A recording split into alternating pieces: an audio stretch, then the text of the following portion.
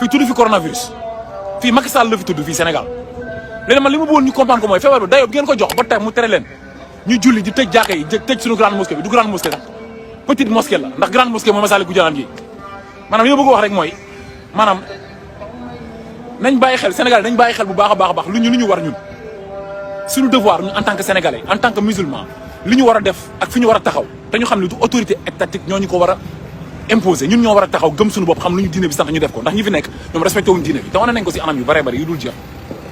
donc loolu bokk na si li tax may baalu àq di wax ni liñ naan loo wax rek am loo bàyyi wallahi azim au moment où je vous parle ñun moom bopp benn tali amuñu ndox amu fa ndox jour tabaski ndox amul robinet yi tëj quoi waa SDE dem nañ xool fekk lépp tëj ndox amul imagine le hygiène tabaski ren di xar yi biiru xar yi fees bi amuñu ndox amul robinet yëpp tëj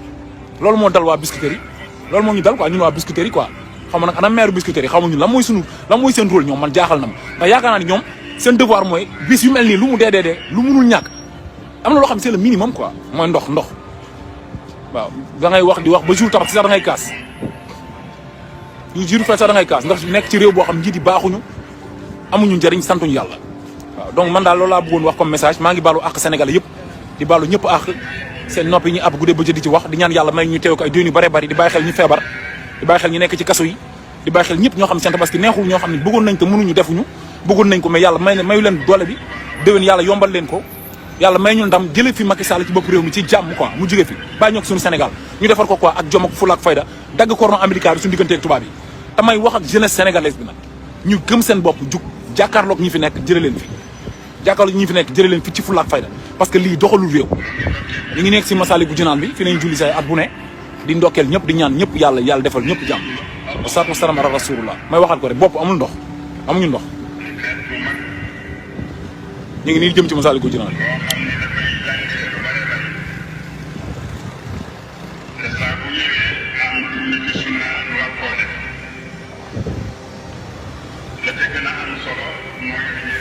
asalaamaaleykum baa leen ñu wax waaye daa leen jëf waay